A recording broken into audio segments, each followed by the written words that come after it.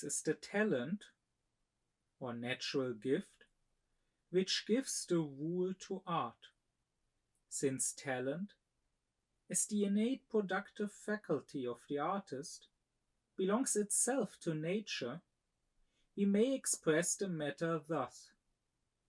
Genius is the innate mental disposition, ingenium, through which nature gives the rule to art. Immanuel Kant. In my previous lecture, I discussed what art is to Kant. And specifically, when I'm saying art now in this lecture, I mean what Kant calls beautiful art, as opposed to the merely pleasant art, the entertaining art. So, the higher the beautiful art. Well, there remains the question, how is that art created? And this is not something that can be done through mere taste. The artist, the real artist to Kant, needs to have more than taste. Because taste, and I already gave some lectures about what is taste and what is beauty, which is that which is judged through taste. Taste to Kant is our faculty of judging the beautiful. So, if someone has taste, he can judge whether something, let's say a piece of art, is beautiful or not. However, taste is not the faculty of creating the beautiful. Right? Those are two different things. Being able to judge whether something is beautiful and being able to yourself create something beautiful. Because as I discussed in my lectures on what is taste and what is beauty, Kant says that the beautiful object, so here the artwork, the beautiful object is like an exemplar of a rule which we can't name. All we can say is that the rule for what is beautiful, this object, this artwork seems to follow that rule. It seems to exemplify that rule. It seems to fit that rule. While something that is not beautiful is somehow breaking with that rule. But since we can never name the rule itself, since beauty is something that is not based on concepts, that cannot be simply intellectualized, that our discursive intellect cannot describe. Like, we cannot name the rule and say, if an artwork has this and that attributes, then it is beautiful, and if it doesn't fit these criteria, then it is not beautiful. Since we cannot name that rule, it is possible to have taste, that is, to be able to say, oh yes, this specific thing here, this artwork, is a good example of this unknown rule, while still not being able to yourself create something according to this rule. Well, so what does the artist need to be able to create beautiful art? What he needs, Kant says, is genius. Now, genius is a word that since Kant's days, since the 18th century, has somewhat shifted in its meaning. Today, people tend to think that genius means being very, very smart. Like, the word can still be associated with artists, to be sure, but if I were to ask random people on the street, name a great genius of history, without having tried it, I would wager that more people would name Einstein than, let's say, Shakespeare or Da Vinci.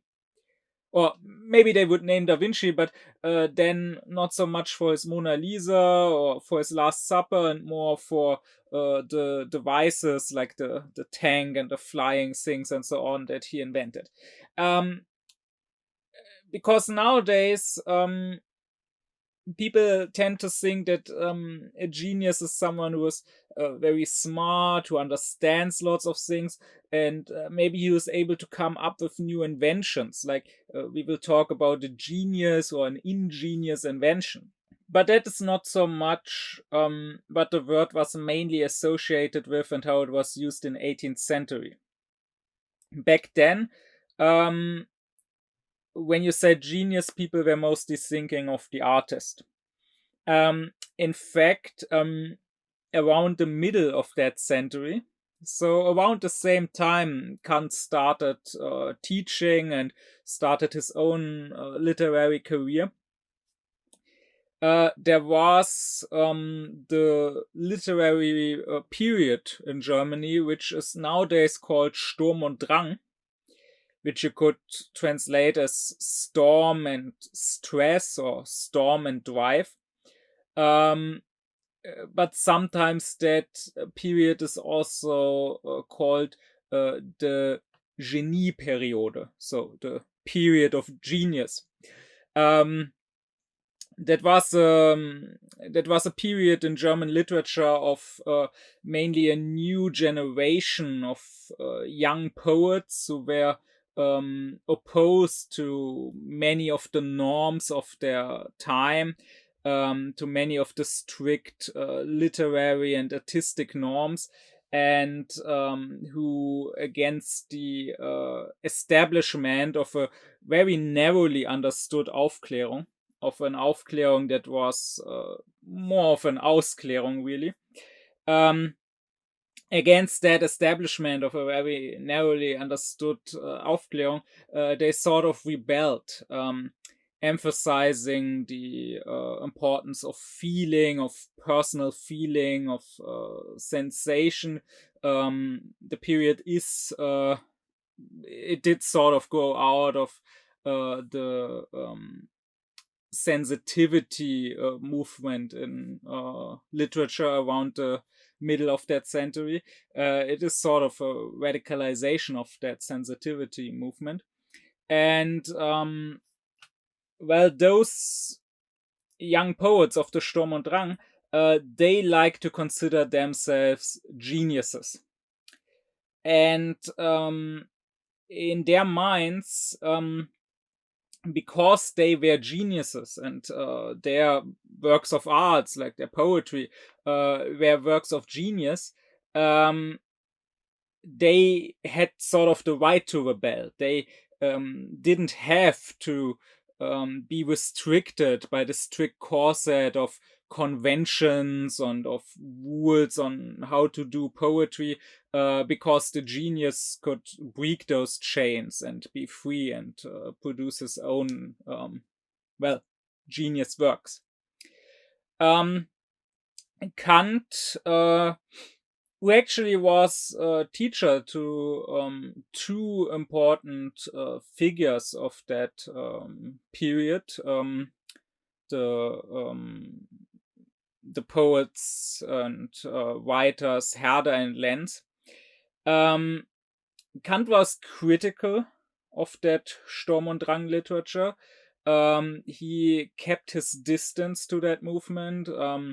In his lectures, especially the lectures on anthropology, he often criticizes those young, strong-headed people who think that just breaking with convention, just disregarding rules of what allegedly makes a good poem, is a mark of genius, while in fact they may not all have had genius or even talent in some cases.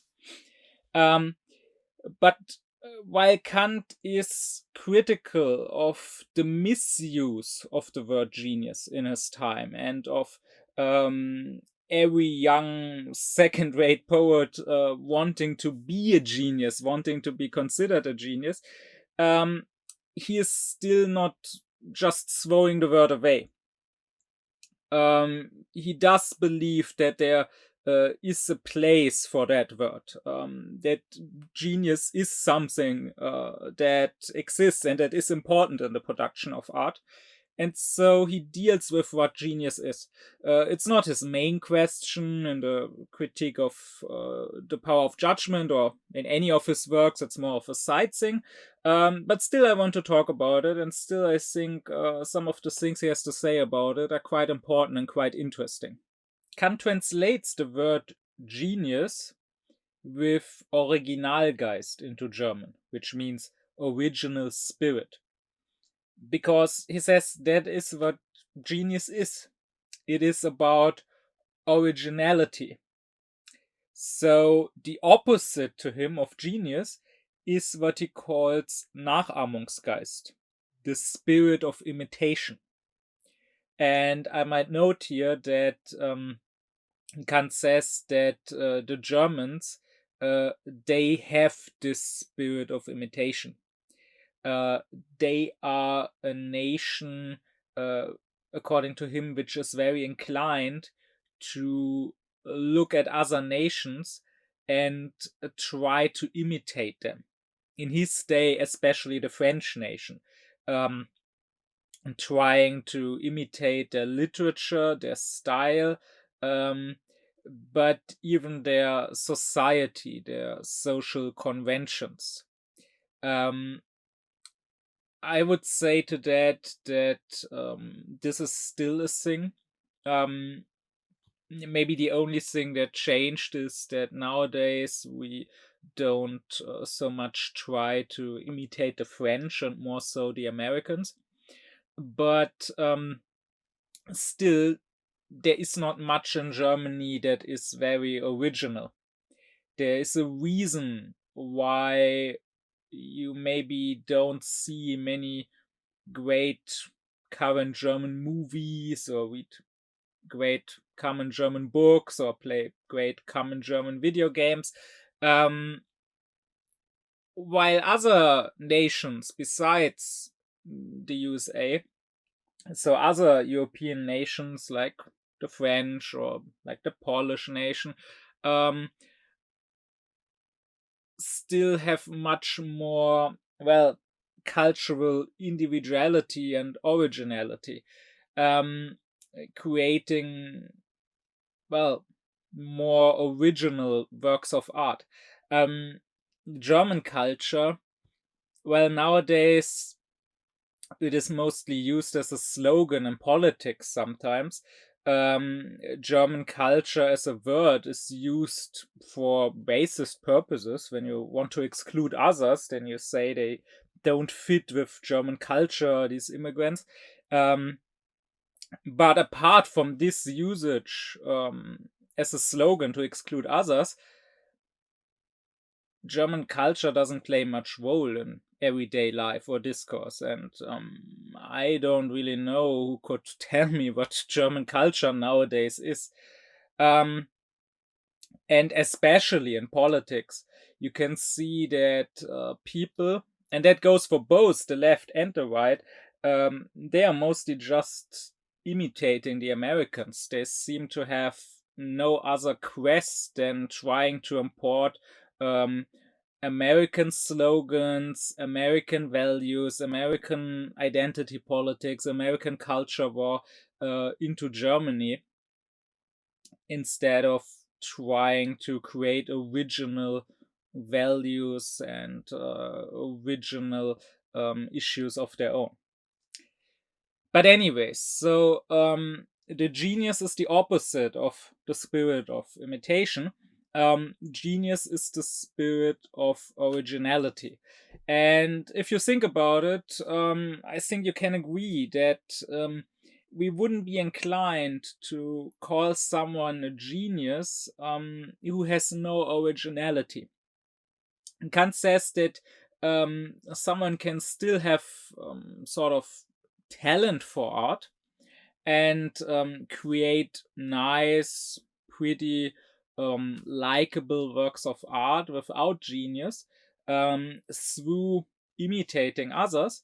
but we wouldn't call such artworks works of genius, right? Like if a painter was very good when it comes to the mechanical side of painting, very good with his technique, and if the painter could create good copies of great paintings that to the layman would look almost like the original, um, then we would say, okay, this person has talent, he has a good technique. But as long as he's just copying other great works of art, we wouldn't ever call him a genius, no matter how good his copies are. Or in music, right?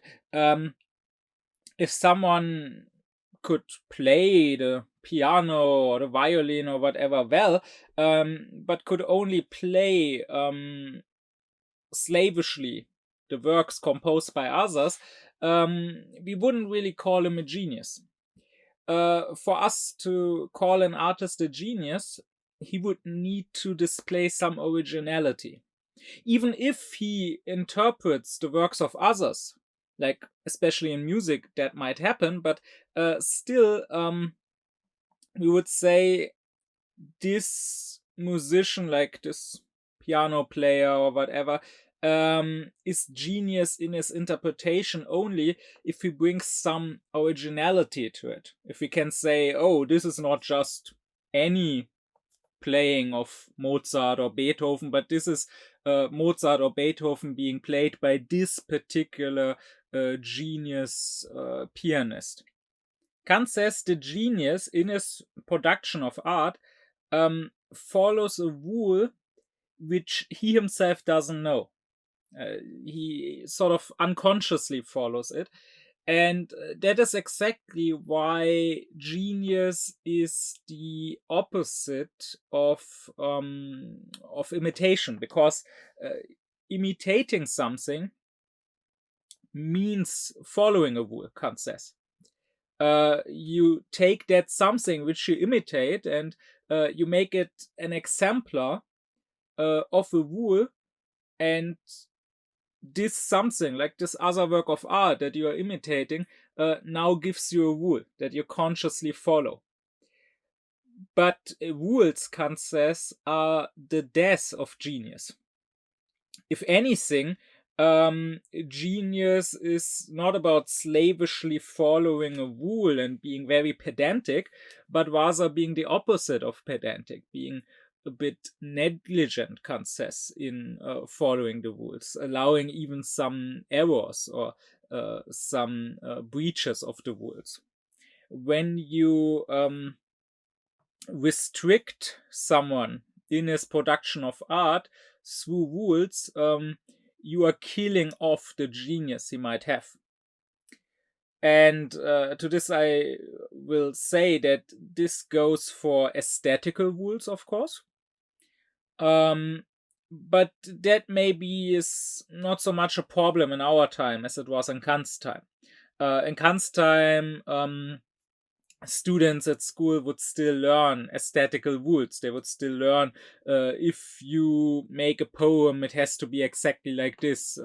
It has to have the right meter and the right rhymes and so on. And or if you write a play, a theater play, there you have to follow, let's say, the rules of Aristotle. You have to have a unity of the time, of the space, of the action taking place, of the acting characters, and so on. That is not so much the case nowadays. Nowadays, it's more like anything goes in art, right? So you don't necessarily get restricted with aesthetical rules so much. But there are lots of other rules which still might restrict genius. Like, for example, there are economic rules, right? When publishers and producers and so on, they are not necessarily trying to help in the creation of great works of art. They are trying to sell a product. And so when you, let's say, want to write a book, the publisher might tell you, no, the book must contain a love story because the readers, they want a love story. Or there might be certain rules of how the first sentence should be, right? You always get told as an author the first sentence of the book is really important. It needs to catch the audience when they open the book in a bookstore. They need to get hooked by the first sentence. So if you follow that, you will not let your genius produce an actual work of art. You will not just ask yourself what would be a fitting first sentence for my book, but rather you ask what would be a first sentence that hooks the reader. And likewise, there could be ideological rules restricting your genius. Like, look at all the artworks, be they books or movies or paintings or whatever, created in an ideological framework, whether it's communist art or Nazi art or whatever. There is a reason that this is usually not great art. And there's a reason not much is left of the art they produced. Because if you subjugate, so to say, art under, under propaganda purposes, if you give ideological rules for what can and what cannot appear in the artwork, then genius cannot freely express its originality. Also, there could be rules of conduct, rules following a false and alleged morality, because true morality would not give such rules to art. Like we see nowadays, when certain artworks need to be careful, let's say, not to trigger people. They need to be sensitive to the readers or the watcher's sensibilities, or they need representation. So now the question is not should there be a female or a black or a disabled person or whatever in this movie or in this book, because it fits with the story the artwork is trying to tell, but rather there needs to be someone like that crammed in because those people need representation. It doesn't matter which rules there are, as long as there are such rules. It's a restriction, it's a straitjacket for genius. Now, to be sure, I would say that true genius can play with the rules. So it's not like a single rule already completely kills off the genius, but true genius can try to still make things work through those rules. After all, in the past there were also rules imposed onto artworks. Like if you take some of the great paintings of the past in churches or whatever, of course, as a rule, they had to depict holy scenes, they had to depict saints and so on. And even more so, sometimes there was a rich patron who paid for that painting, and so the artist had to paint him into the painting, right? So the artist couldn't just depict the nativity of Jesus, but somehow in the background, amongst the shepherds, there needed to be depicted the face of some rich merchant who painted for, who paid for this painting. True genius should be able to work with that. Maybe it can even help to let the originality of genius find new ways. Like look at Islamic art, the rule that you cannot depict actual things, actual living beings, made the genius try to find new ways and created these very beautiful ornaments that you see in old Arabic mosques.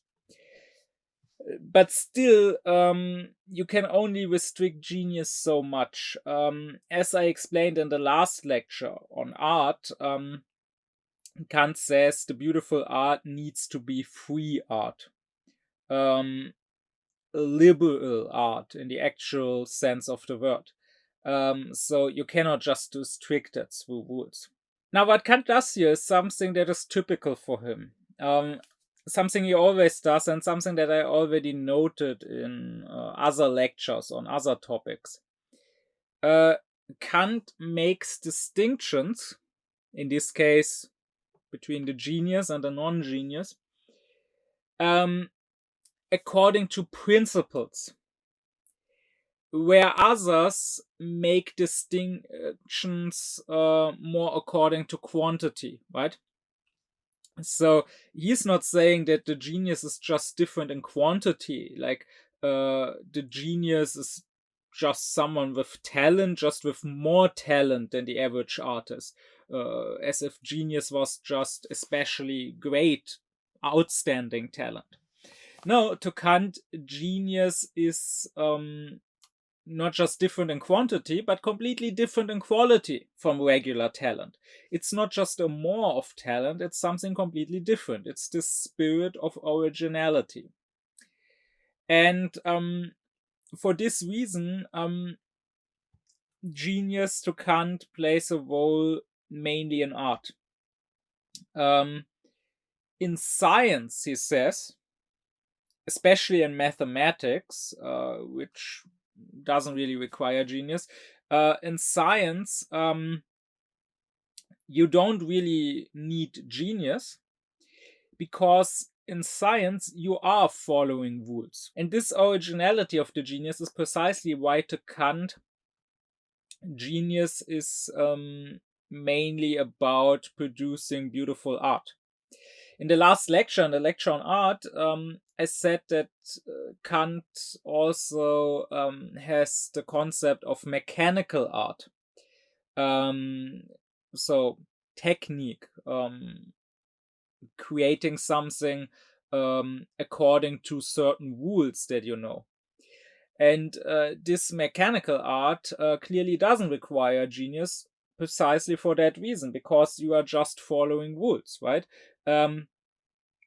If nowadays you program a computer, or you produce plastic as a chemist in a laboratory, you are just following certain rules. You are applying certain laws of nature that others have already found and that you have learned. So that requires some knowledge. But this mechanical art doesn't require genius, because it's not original. It's just done through following rules. That is why everyone can learn to do this. Like anyone can, for example, study chemistry and learn how to produce plastic. But on the other hand, not everyone can learn to create true art. The same goes for science. Again, nowadays we are inclined to especially think of great scientists like Einstein when we think about genius. But to Kant, science doesn't necessarily require genius. Especially mathematics, he says, doesn't require genius, because here you are following rules and you are applying rules, right? If you know a certain rule in mathematics, like if you know the Pythagorean theorem, you can apply it. So according to Kant, being such a scientist would require intellect, because intellect, and I talked about intellect in its own lecture already, intellect is, to Kant, the faculty of rules. Intellect is what you need to understand concepts, to understand rules. And you might also need the power of judgment, which I also explained in another lecture, because the power of judgment is the faculty or the ability to apply these rules. But what you don't need to be such a scientist, to be a mathematician, is genius. Because genius is about originality. It is about not just imitating, not just following a rule, but rather without being conscious of the rule that you are following, producing something entirely new. Kant characterizes both the genius and the imitator as a head. The one is an ingenious head and the other is a mechanical head, but both have a head. While on the other hand, he who not just doesn't have any genius, but who can't even imitate, he is called a brush by Kant. Because, well, like a brush, Kant says, he cannot do anything of his own, not even on his own follow the example of others, but like a brush, he needs to be moved by others. And nowadays it is often said that genius and madness are closely linked together, or there's a thin line between the two. And I think here we can understand why. Because the raving fantasies of a madman, they also don't seem to follow a rule that he is conscious of, and they can also be quite original in their own way, just like the products of the actual genius. But this also shows us that what I said so far is not enough to define the genius, because it doesn't allow us to make a distinction between the actual genius and the madman. So genius, Kant says, cannot be just about originality, because, as he says, there can also be original nonsense, which is exactly what madness produces, right? But the genius is not just producing something original, he's producing something that is not nonsense. Rather, he's producing something that is exemplary. Because, as Kant says, the genius might himself not follow a rule, but he gives a rule. His ingenious product, his ingenious artwork, becomes an exemplar, it becomes an ideal, it becomes a rule for others. While the genius himself doesn't imitate, he is imitated by others. That would be the difference to the madman. No one will imitate and try to imitate a madman, unless maybe they themselves are mad. But the genius can have huge influence on art. He can influence the styles of art. He can sometimes be the founder of entirely new genres. Like, just think of some more recent examples that whose influence is more easy to follow than older ones, like let's say Homer or whatever. Some recent examples of genius people who didn't just influence art, but very much influenced what is considered mass culture or pop culture. Like, let's take someone like Tolkien. A lot of the fantasy genre, with its elves and dwarves and kings and dragons and dark lords and so on, is just trite cliche. It's just an imitation or even a mindless copying at some points of Tolkien. But Tolkien himself is basically the founder of that whole genre. Or look at much of the humor of the silent film era and even beyond. A lot of it surely is just mindless slapstick. But Charlie Chaplin was not mindless, and he was certainly quite influential.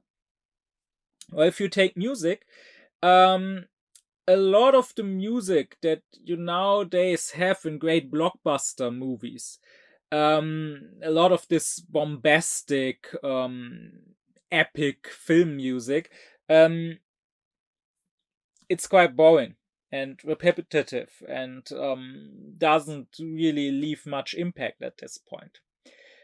But if you go back to Wagner, Richard Wagner, who in many ways, so of course he in his day didn't actually work on film yet, but on the opera, in many ways is the father of this modern film music.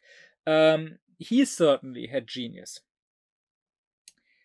And so this is what Kant says: the genius creates something exemplary for others to imitate.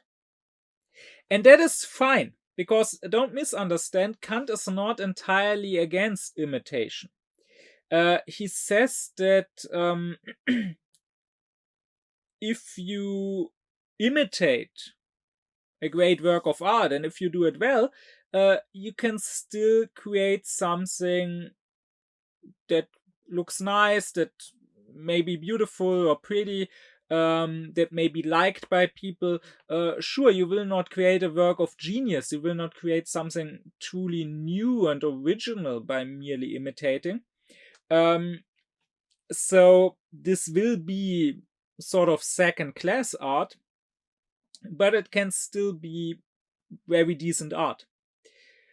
It is only a problem if you don't just imitate, but instead of imitating, you are aping, Kant says. As a side note, unfortunately in English, those are all completely different words. Aping or imitating.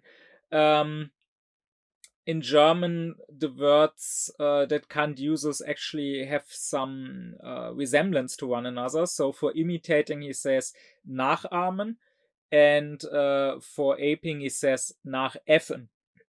So nach means after, or yeah, basically after or following, and nachahmen.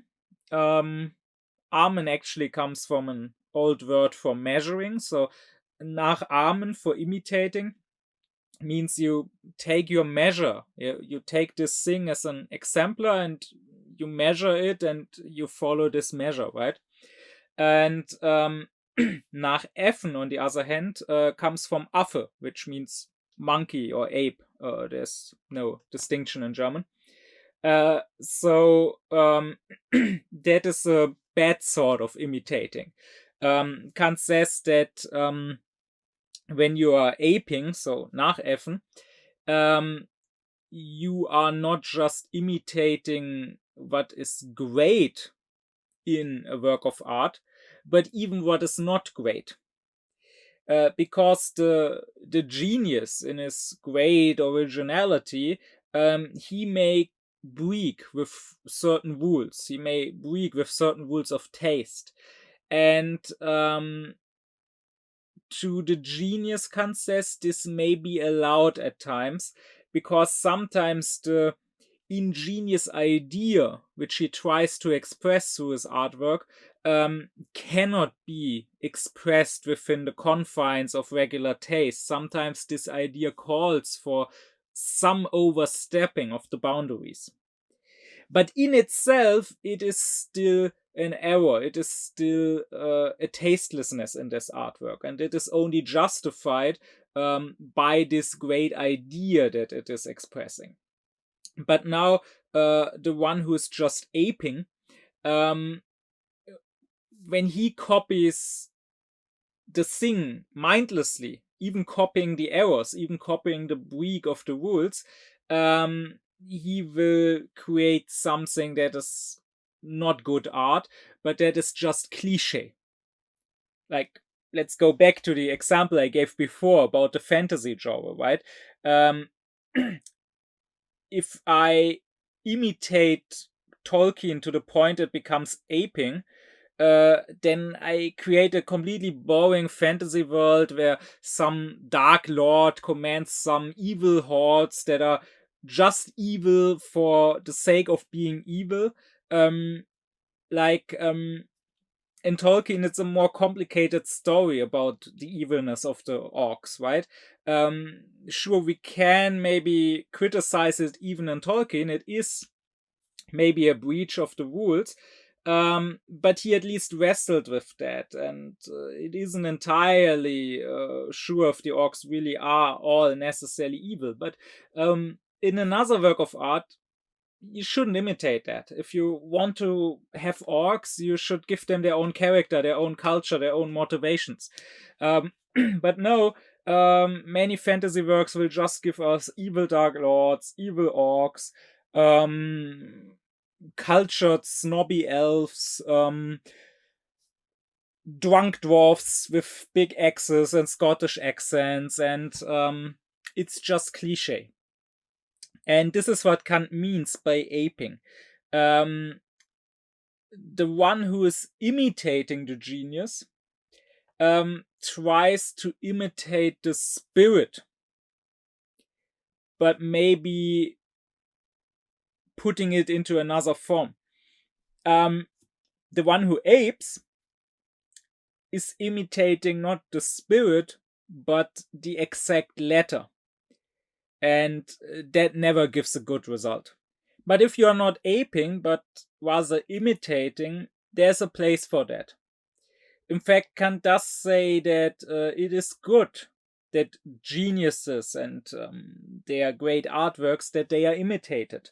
This is, he would say, what can spread culture, but can improve the general culture, the general state of the arts, the general taste.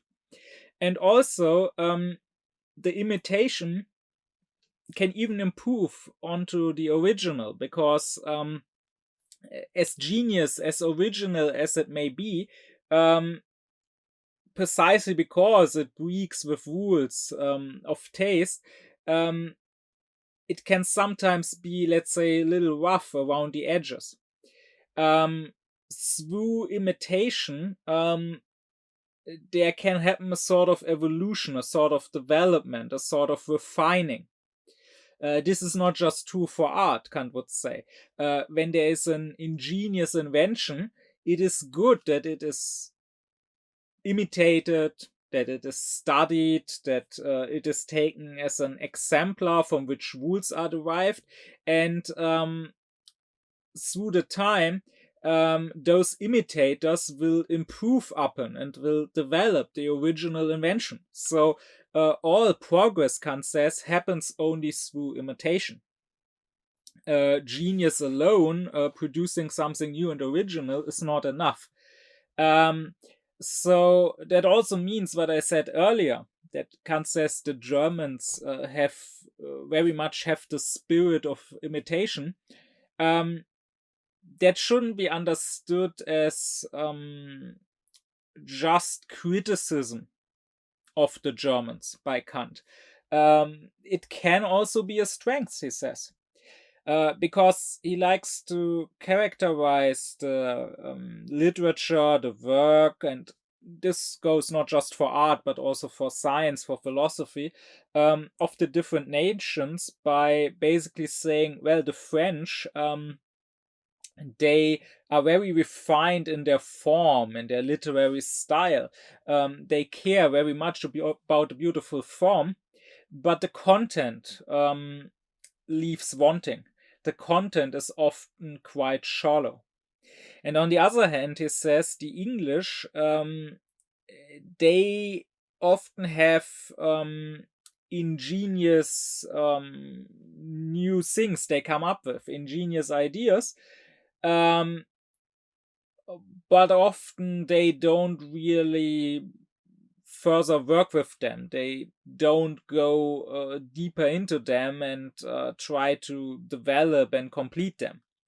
And so it is left often to the Germans to take them up, because the Germans in 18th century, Kant says, have thoroughness. They have the spirit of thoroughness, and they might often lack originality. They might lack genius of their own, but let's say they might receive the seed, the inspiration from elsewhere, and then develop it. And I mean, Kant himself was influenced in his theoretical philosophy by Hume. Hume awoke him from his dogmatic slumber.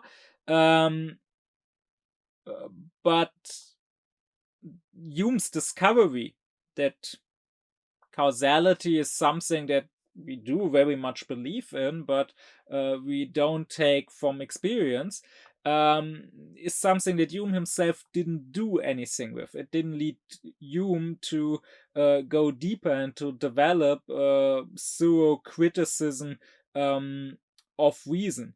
Nor did it lead Hume to discover that besides causality, we also have 11 other pure intellectual concepts, which Kant explains in his table of categories.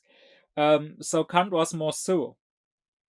So I will add to that while the spirit of imitation still very much rules in Germany, the spirit of thoroughness has pretty much died out. At least if I look left and right, it is nowhere to be found. I would hope that I am not the last thorough German, and that my work, for example, the way I deal with Kant here, the thoroughness, the completeness, having read all 29 volumes of Kant's collected works and explaining it all here, not just superficially giving some of the main points. I would hope that that would help to inspire and to reawake some of that lost thoroughness in others. But anyways, so imitation has its place, Kant says. It is good that the great geniuses get imitated. But that is how the non-genius reacts to the work of the genius. What about another genius? Well, the other genius will not imitate the genius that came before him. Then he himself would not be a genius if he was an imitator. But he may follow it, Kant says. Again, here in German, Kant uses words that are sort of similar because they always start with nach. So says the work of the genius to the other genius is an example zur Nachfolge. Now, folgen does mean to follow, but you can see that in German he uses three similar verbs: nachahmen, nachäffen, nachfolgen. And in English, if we translate them as imitating, aping, and following, I feel that something is lost.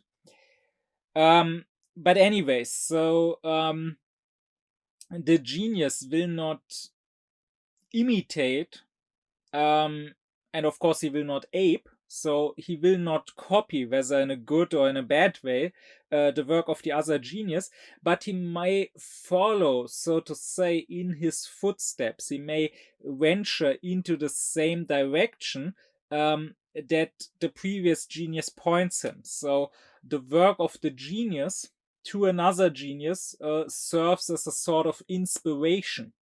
It is something that, if I am a genius and I hear the music of another genius, or I see the paintings of another genius, or I read the works of another genius, then that awakes my own genius and inspires me, not to copy them, but it inspires me, it wakes up my own originality.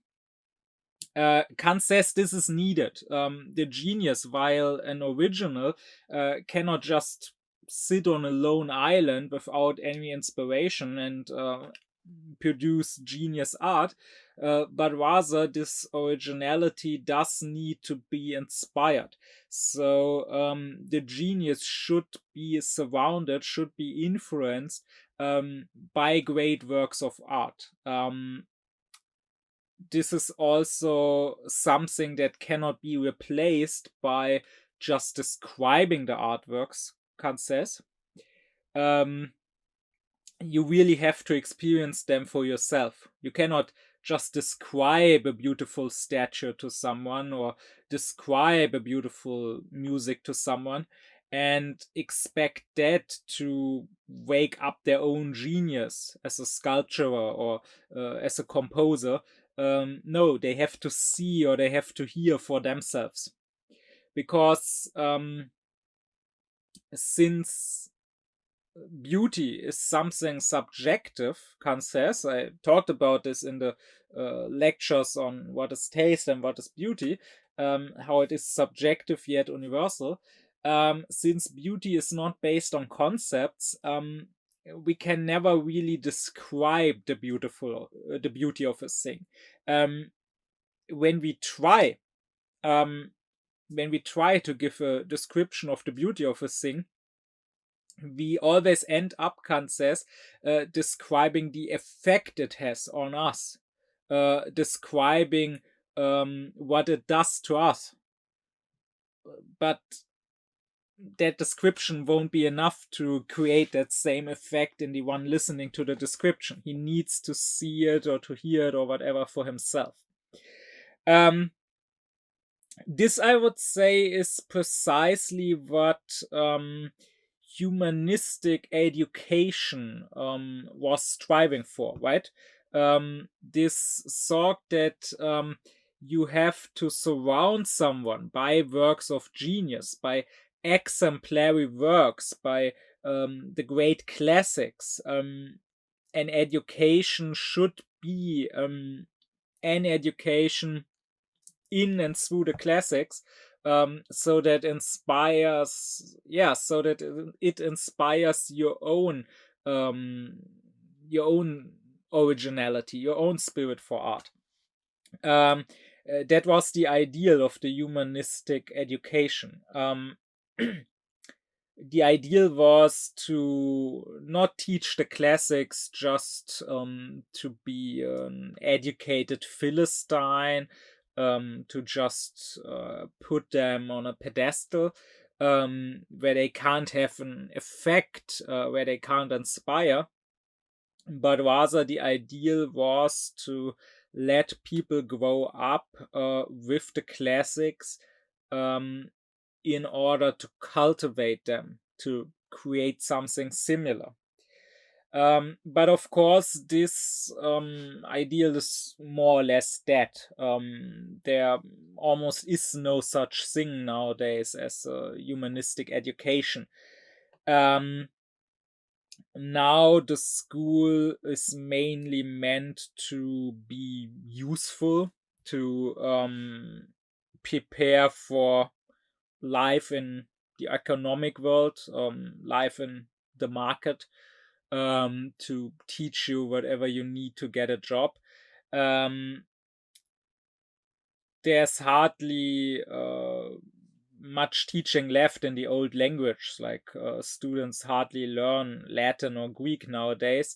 Here in Germany, there are still some schools that teach it, but most people consider it useless. There are often debates questioning, is this still timely? Shouldn't we stop doing that? And it has become almost a meme that again and again, people, especially students themselves, say, don't teach me Latin or Greek, and don't teach me how to interpret poems. Teach me how to do my taxes. I want to learn something useful, right? So there is now this ideal that students should be prepared for this world, and this world meaning this economic world, um, and not that they should be prepared to create a better world, to cultivate the world into something more beautiful. And sure, there is still a little bit teaching the classics left. Like, sure, at school you still have some classic art or music or literature being taught.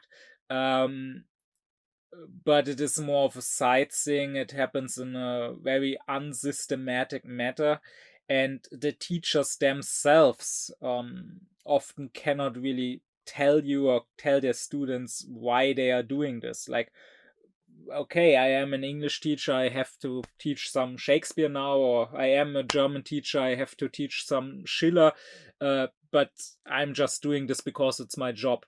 Many of these teachers themselves have no burning love for this literature, for these classics. Maybe there's more so in the English speaking world for Shakespeare still. Shakespeare still is somewhat alive. But in Germany, you cannot say that classical authors like Schiller or Goethe are alive. So even the teachers themselves don't really know why they are teaching it. It's just their job. And it certainly doesn't have much influence on the students. But this doesn't go just for education. The same is true for everyday life. The classical works of art, they don't play a role in everyday life. As long as you don't go to a museum or to a theater or the opera, you don't really come into any contact with them in everyday life. And I would say that this shows in our current art. Because if nowadays you want to become an artist, if you want to become a writer or a musician or whatever, then, well, how will you train yourself? How will you cultivate yourself? What will you be influenced by? It will probably not be that you have extensively read Homer and Virgil and Shakespeare and Goethe or whatever. But rather, instead of the classics, your influence, your cultivation will be more unsystematic, erratic, eclectical. It will be whatever you happen to come across. Like, nowadays, people start writing books or start writing for shows, for movies, who have not read any classical works of art, but rather what they have read is maybe this or that third class fantasy novel that they came across in their youth, or third class young adult novel, or maybe just some fan fiction on Wattpad. And this shows then in their own writing, which will also only be on the level of such fan fictions. And there now hardly is any awareness for how special our time is in that way, how unusual. In the way it, completely rejects tradition, in the way it tends to not look at its own past. And by this, I mean the whole time. I don't exclude, of course, there are single individuals excluded, but as a general trend, it is the whole time. Don't make the mistake to exclude some right wingers. They may talk about being oh so traditional, but it's just an empty talking point. It's just something used to justify their racism or whatever. They don't ever actually engage with their tradition, which allegedly is so great and so holy to them. They don't even engage with it in a manner of slavish devotion, and they certainly don't engage with it in a way that would be alive, that would be inspired by that tradition and um, further develop it, create something new, which would be based on that tradition. They don't do that.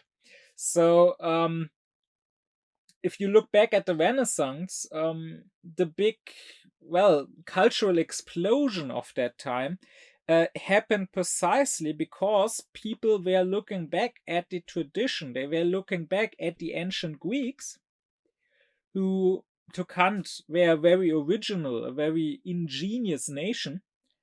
And they let themselves be inspired by those ancient Greeks, and they didn't ape. They didn't even imitate the Greeks, but they followed in their footsteps to become geniuses of their own. And if you compare with this great cultural explosion of the Renaissance, the current non-culture, the current cultural sterility, then maybe that is because we don't look at the works of the great geniuses that came before, and we don't let ourselves be inspired by them. Because in this way, the sphere of art and aesthetics is not so different from the sphere of biology. I mean, in the biological sphere, you can't procreate if you don't let yourself be touched, if you don't allow closeness, and if you don't allow impregnation, insemination. And likewise, in the sphere of art, you also cannot create something new and original if you don't allow yourself to be touched and influenced and inspired. Mere masturbation, whether in the biological sense or in the sense of the art, so just being concerned with yourself, like with your own time, with your own age, with your own surrounding pop culture, mere masturbation will not lead to anything new and original being produced. So, to conclude what was said so far, while the genius is original, while the genius is not consciously following a rule and imitating, he is not a madman because he's not producing nonsense, but rather he is producing something that can become exemplary, that can inspire others. He is producing something that is, that is fruitful, that is not a dead end, that is not sterile, but something out of which a new culture can come through others imitating it, or even through others being inspired by it. This is precisely why Kant criticizes the wannabe geniuses of his time, of the Sturm and Drang period. Because there were many young poets who thought that just breaking with rules, just refusing to follow, to imitate, just doing your own thing is the mark of genius. But Kant says, no, that is not enough. You can produce something original, which is just originally bad. It must be originally good. It must be something that others can imitate or follow. And I think this criticism nowadays is even more important than it was in Kant's day. Because if we look at the complete, let's say, rulelessness and lawlessness that now reigns in the field of the arts, than those wannabe geniuses of Kant's time, with their small wool breeches, really seem quite tame in comparison. Nowadays, when it comes to art that is supposed to, well, not just be entertainment, not be pop culture, but rather to be higher art, nowadays it is often very intellectualized and terribly pretentious. And there are a lot of wannabe artists who purposefully break any rules, of good taste, to purposefully create something completely crude or even obscene, who purposefully create poems that go against any rules, not just not rhyming, but any rules of language, really, or who purposefully create so-called music that is just noises without proper rhythm or harmony in it, or that purposefully create paintings that are just wild scribblings and splashings, and they will consider this a mark of genius. And there may be many intellectual critics of art and culture who have many very, very high intellectual things to say about such artworks. Um, but with Kant, we can maybe tell such artists that, well, if you take your own thesis and you smear them on the wall, maybe you have some highly intellectual ideas about the nature of existence, of human society, which you are criticizing through this artwork. But at the end of the day, you have still produced shit. So while the genius is not consciously following any rules, his work still should have and display a certain rulefulness. On the other hand, however, Kant says, it must never seem forced. So the rules that a work of art is following, they must not be too obvious. It must look as if it came naturally to the artist.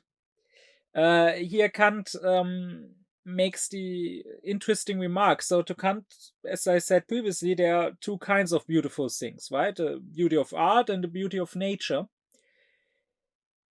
And Kant would say that the beautiful piece of art must seem like a product of nature. Like the artist hadn't planned it, like he hadn't wrestled with it. You must not see that he consciously followed a rule or that he forced himself, for example, when it's a poem, that he forced himself to make it rhyme, that he used a certain word at the end of a verse, not because it fit, but only because he sort of had to make it rhyme. It must seem as if it had come naturally without any work. While on the other hand, the beautiful of nature must seem like it was a work of art, like it was produced not by happenstance, not by coincidence, but out of someone consciously following certain rules. That is when we find it beautiful, when it's just looking random, like some stones lying around in a wasteland. We don't find that so beautiful. But a beautiful flower or the song of a beautiful bird seems as if a conscious artist had created it. So that's the interesting thing, how the beautiful artwork and the beautiful in nature come sort of close to each other, since the work of art must seem as if it was a piece of nature, and the beautiful in nature must seem as if it was a work of art. Kant would say that usually nature follows mechanical laws, the laws of physics, and there is no freedom in nature. And on the other hand, human actions, they are free. Well, when it comes to the beautiful in nature sort of seems as if it was created not just as the coincidental product of a blind mechanism, but it seems as if it was created with freedom, as if someone had consciously shaped it in that way. While on the other hand, the beautiful work of art must seem not as if someone had consciously said, okay, I want to make it like this or I want to make it like that, but it must seem as if it had to be like that, as if nature compelled the artist, and as if it just spilled out of the artist, so to say. And Kant would say that if something seems too artificial instead of natural, if we too obviously see that someone thought about it with his intellect, someone planned it, someone followed certain rules, we no longer find it beautiful. Like, again, if you have a poem and the rhymes seem too forced, it's too obvious that, I don't know, the poet was looking through a dictionary for words that rhyme. It's no longer beautiful. Likewise, as I said in a previous lecture, Kant prefers the English gardens to the classical French Baroque gardens, because the latter, with their symmetry, with their well, everything being planned, everything being so orderly, they look too artificial. It is too obvious that this hasn't just come about through nature, but rather humans planned to plant the plants like this and to cut them like this and so on. While the English gardens imitating a landscape, of course, they also are planned. They are not just natural. They are not just coincidence, but they seem to be.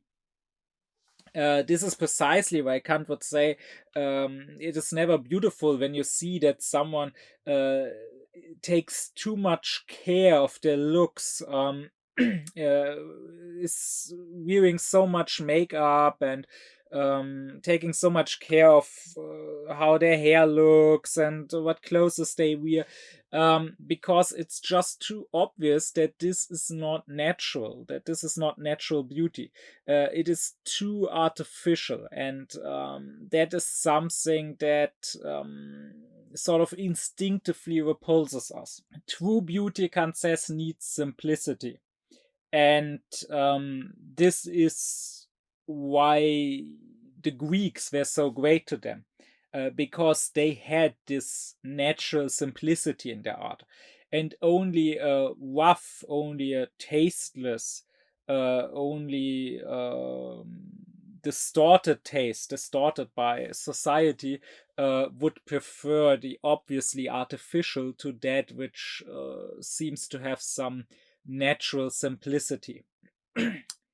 And of course, Kant is aware that creating beautiful art can be work, that let's say the poet, even if the poem is short, even if it has just some verses, maybe he worked on it for days or weeks or even longer, always reconsidering some words, always changing some lines again. But the point is, we must, when reading that poem, we must not see that. It must not be obvious to us that he worked on this. It must seem, even if it is not true, as if it just naturally came to him. And in this way, Kant would say genius is about not the artist in a conscious and planned manner by following a rule he is conscious of, creating a work of art, but rather nature through the artist as her medium or as her avatar, creating the work of art. And I mean, this is reflected in the words we use, words such as genius or inspiration, because after all, genius comes from Latin genius, which means a spirit, right? And likewise, inspiration means a spirit coming into me. The thought behind this clearly is that it is not the artist as a mere human being who creates the work of art, but rather it is as if a higher being, some sort of spirit, at least temporarily, goes into the artist, let's say possesses the artist, and speaks through the artist. And indeed, in older times, people might have used this not just as a sort of metaphor, but might have actually believed that. In various mythologies, we do have this idea that it is really the spirits or the gods creating through the artist. Consider how the works of Homer, how both the Iliad and the Odyssey, start with him basically asking the muse, so the goddess of the poets, the goddess of art, asking the muse to speak through him. So it's not him, it's not Homer singing of Achilles or singing of Odysseus, but rather it is the muse using him as her avatar. But in order for the beautiful work of art to seem to us as if it was not at all a work of art, but rather a product of nature, Kant says it really must, in a way, be not a work of art, but a product of nature. And so he defines genius as a talent. And a talent, the word talent, he translates into German as Naturgabe, which means natural gift. So a talent is something that we don't learn, but we just have, that nature has given to us. And genius is a sort of talent. It is as if nature itself produces through the genius. Again, the genius is not following a rule that he is conscious of, and that means that we cannot just learn to be a genius. Even a genius cannot teach it to another. Like, genius can maybe teach the mechanical side of art to a student, right? Like a great musician can teach playing to a student, or a great painter can teach the mechanical side of painting, and can teach perspective and how to work with shadows and with colors and so on. But the actual genius, not even the genius himself can teach that. You simply need to be inspired or kissed by the muse or whatever other phrases we might have to express that. So that means that the idealism of purposiveness to Kant is true even here, even when it comes to art. I discussed what that is in my lecture on beauty, so if you want to understand that better, go back to that lecture. I explained that to Kant, the beautiful object is beautiful because we find it purposive. And that begs the question, why is it purposive? Where comes this purposive form it has from? And here Kant said there are two possibilities. Either you are a realist of purposiveness, believing that this thing really has a purpose and was really created to have this purpose, or you are an idealist of purposiveness, believing that this thing appears purposive to us. We find it purposive, no matter whether that was intended by its creator or not. And I explained in the lecture on beauty that Kant is an idealist of purposiveness, but there I was talking more about nature.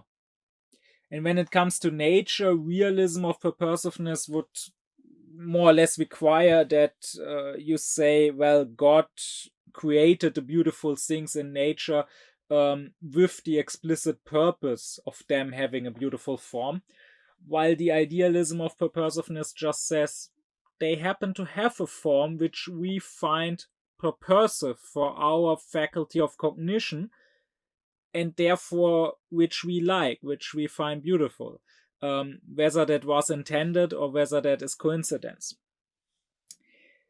But you might think that, at least when it comes to art, you could be a realist of purposiveness. You could say, well, the artist clearly intended this artwork to have a purposive form. But to Kant, that is only true for the products of mechanical or of useful art. So what we would call craftsmanship or technology. Here, yes, the realism of purposiveness holds true. When someone creates, let's say, a car, it is purposive, it can drive. Or if someone creates a knife, it is purposive, it is sharp, it can cut. If someone creates a phone, it is purposive, it can call people. And here, the creator is consciously following a rule to create something with that purpose. And now the thing really has this purposive form. It really can serve this purpose of driving somewhere or cutting something or calling someone. And it has this purpose and this purposiveness independently of us realizing it. But when it comes to works of art, even though they are, of course, not complete products of coincidence, of mindless coincidence, like the beautiful in nature, still, here too, Kant is an idealist of purposiveness, because the true genius isn't really conscious of a certain purpose that he wants to bring into the world, that he wants to create this artwork with. And he isn't creating something purposive according to a rule that he is following. Rather, he's just inspired. It just comes out of him in a way, and it just ends up being purposive, or rather, we end up judging it to be purposive when we enjoy that artwork, when we judge that artwork to be beautiful.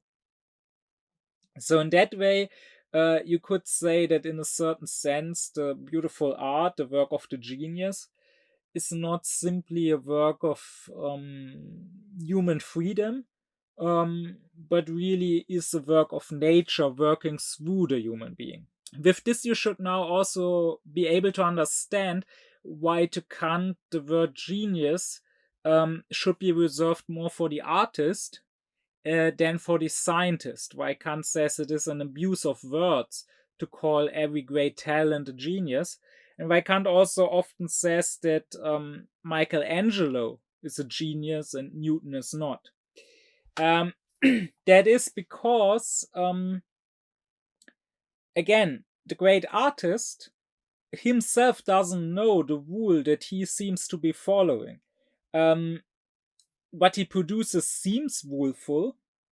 It can serve as an exemplar of a rule that others can imitate, but he himself cannot say which rule he followed. And again, you cannot learn to be a genius. You can only learn the mechanical side of art. So that side of art which is mere craftsmanship, which does follow rules. But the actual genius, the actual originality of art cannot be learned.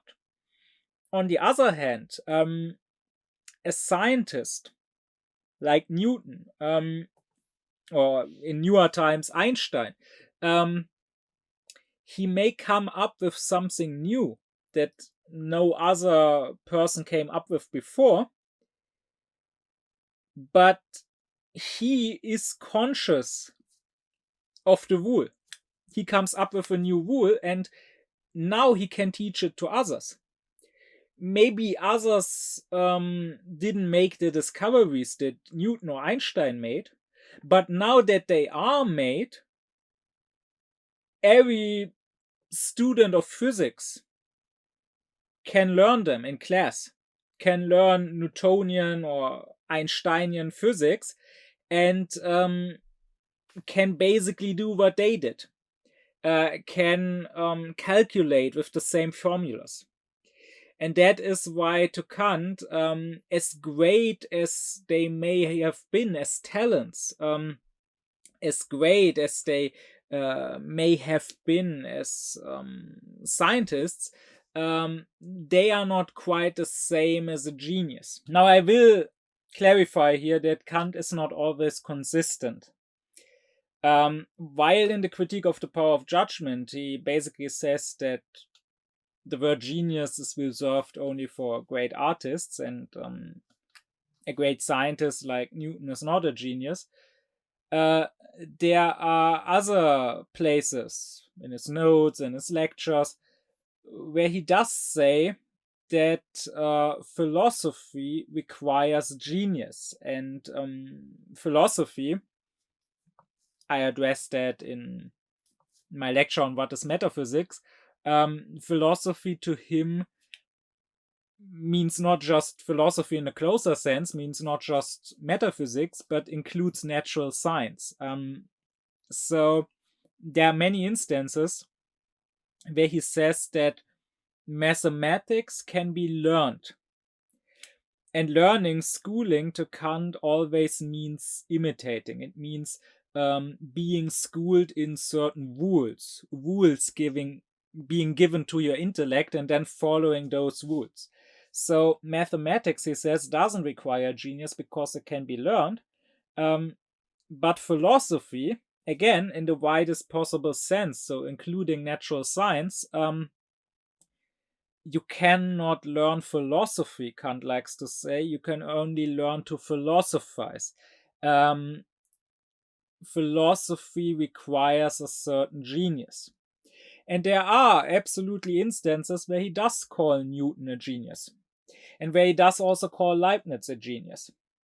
And even when it comes to mathematics, there is, while he usually says mathematics can work through imitation and therefore requires no genius, even here there is a note of his where he does say that in mathematics you can have genius in the invention of the method. What can we do with this inconsistency? Well, maybe we can say that there can be a narrower and a wider definition of what a genius is. Maybe we can say that in the wider sense, the genius is anyone who has originality and who, not by consciously and voluntarily following a rule, but so to say through inspiration, through nature, through something he himself could not fully explain, finds something new, which then is exemplary, which then gives a rule to others. And in that wider sense, we could also call people like Newton or like Einstein, or even a great mathematician coming up with a new formula, a genius. But in the narrower sense, we could say, well, those scientific geniuses, why they themselves in their finding of whatever new thing they found, whatever new insight or formula they came up with, why they themselves didn't consciously follow a rule. They did find something which could have also been found through following a rule. They did find something which, after being found, can be expressed in a rule and be talked to others. So maybe we could say here we have formal genius, but the material, so the product being produced by that genius, the material is not ingenious. While when it comes to art, we don't just have formal genius, it being produced in an ingenious manner, but also material genius. That is, the product itself cannot possibly be, even once it is already there, cannot possibly be produced in any other manner but through genius. The genius himself, even once he has produced it, could not teach to others how to reproduce it. So that is why I would say this is the genius in the more narrow sense. I mean, after all, even in natural science, something like inspiration can play an important role. Just consider someone like Kekule, the chemist, who came up with the model of the connections between the atoms in his dreams. So I would say that was an act of genius as far as he himself as an individual was concerned. But the matter itself, so that which he came up with, not his way of coming up with it, that was genius, but the thing that he came up with, that is not genius, because now any chemist can learn it. While when it comes to art, not just the manner of its production, but also the product itself is genius. This distinction I'm making, whereby genius, at least in the wider sense, is anyone in whom reason produces not consciously but through a sort of natural instinct, even if the product could have been produced consciously in theory. This also fits with certain remarks of Kant himself, where he says that the genius, through his originality, can produce that which usually could only be produced if you have learned it through himself. And I think in this wider sense, Kant's definition of genius also fits better with the definition of other thinkers, like Nietzsche, for example, especially in his early phase. To him, the genius is very important, but he speaks not just of an artistic genius, but also of philosophical genius or political genius, and I think that fits better with the wider definition that we can get from Kant. Now that the genius has been defined as him who is original, him who, through inspiration, through nature in a way working through him, produces something original which is exemplary, which serves as a rule for others who can imitate it or follow it. There remains the question, which part of the beautiful artwork is it that is the product of genius? And here in philosophy, not just when it comes to Kant, but also to other philosophers, it is always immensely important to distinguish between a thing's form and a thing's matter or content. And this is also true when it comes to the artwork. An artwork, Kant would say, has a certain form and it has a certain content. And he would say that it is the content which the genius produces, not the form. The form, of course, should be beautiful, but the beautiful form alone doesn't make the beautiful the true artwork. Because a beautiful form can also be given to other things. It can be given, Kant says, to products of the mechanical, the useful art, and it can be given to products even of science. So I can produce something useful, like let's say I can produce a spoon, or I can produce a piece of clothing, or I can produce a speech or a scientific paper, and I can give it a beautiful form.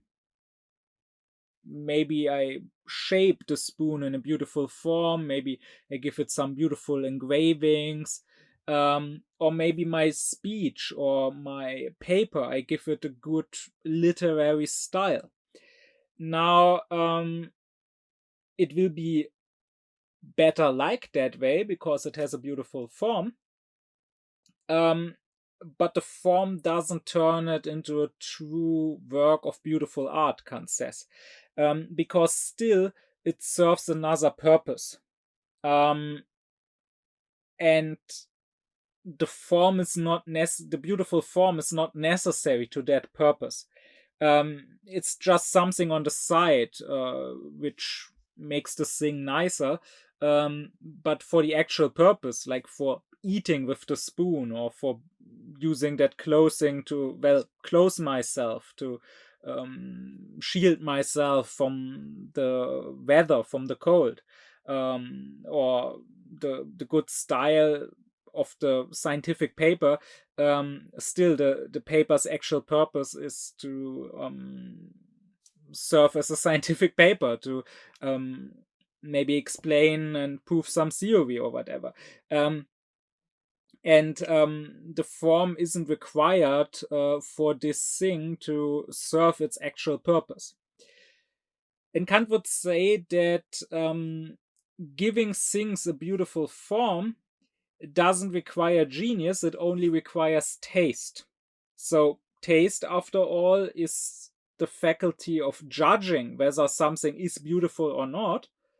And it is enough to have taste, to be able to judge the beauty of things, in order to be able to give a form to things which, through my taste, I can judge to be beautiful, to be well liked by everyone. I don't need genius for that, and I think everyone can agree that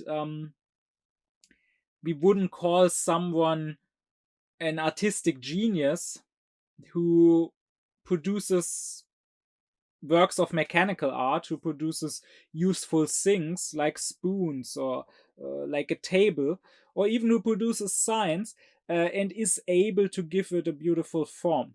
That's not enough. That's not original enough. That doesn't have enough spirit in order to be considered a work of genius. So that means the genius brings forth not a beautiful form for which taste would be enough, but it brings forth the content of the artwork. Now, this has a very interesting implication that Kant himself doesn't explicitly state. And I usually also don't find it talked about when Kant's concept of genius is addressed. But if you consider it within the whole of Kant's philosophy, and that is something with a systematic thinker like Kant you should always do. That is exactly the reason I didn't want to just read specific works of Kant, but the reason I have read all of him, to be able to make these sorts of connections and to be able to see these things in context. Because one of the basic insights of Kant is that our thinking faculty cannot produce content. All thinking can do, according to Kant, and that is true for the intellect, that is true for the power of judgment, that is true for reason.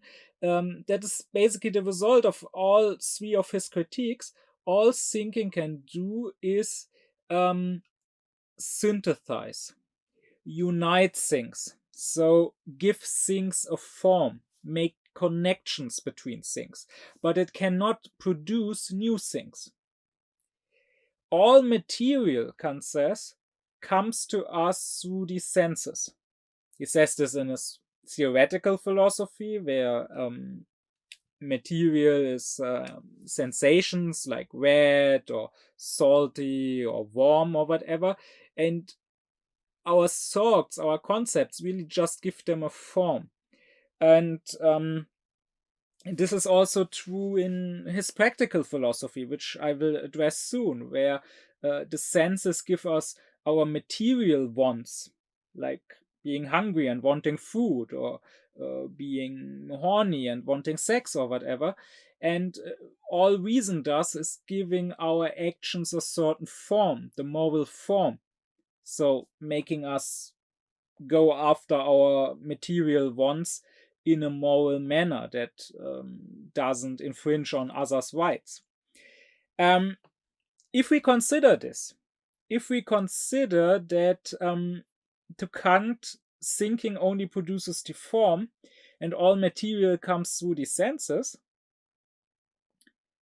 and now he says that the genius doesn't produce the form of the beautiful artwork, but it produces the material, then that would imply that the genius is not something simply intellectual. Now, of course, we shouldn't just say the genius belongs to our sensuality entirely. In that case, that would imply that maybe animals could also be geniuses. No, certainly it is sort of a mixture. Certainly the genius in a way combines intellectuality and sensuality. But at least what we can say is that genius is not just intellectual. It is not something we can arbitrarily use and control. But rather it is connected to our sensuality, and that fits, I think, very well with what I said before. It fits well with the fact that Kant describes genius as a talent, as a gift of nature, as nature sort of working through the artist, as opposed to him just freely doing or consciously doing whatever he wants. Well, so far about Kant's concept of what genius is. I want to spend one more lecture on the genius, and in the next lecture go more into the genius. Because, okay, fine, it is the spirit of originality, which is produces things that can serve as an exemplar to others. But how does that actually work? Which will also further explain this last thing I said, how genius is connected to sensuality, while still, of course, also in a way being connected to our intellectuality. So I will, in the next lecture, address the actual parts of the genius, the actual faculties that, according to Kant, make up this genius, this original spirit. My deep thanks be to my supporters: Thomas Deuringer, Gernot Klaufen, Benjamin Lehning, Oblomov, Ökobong, Samet Özkilic, Elif Özün, Yasin Özün, Christos Pei, Alexander Reuter, Lisa Rinner, as well as to all others who support me and my aufkläring cause.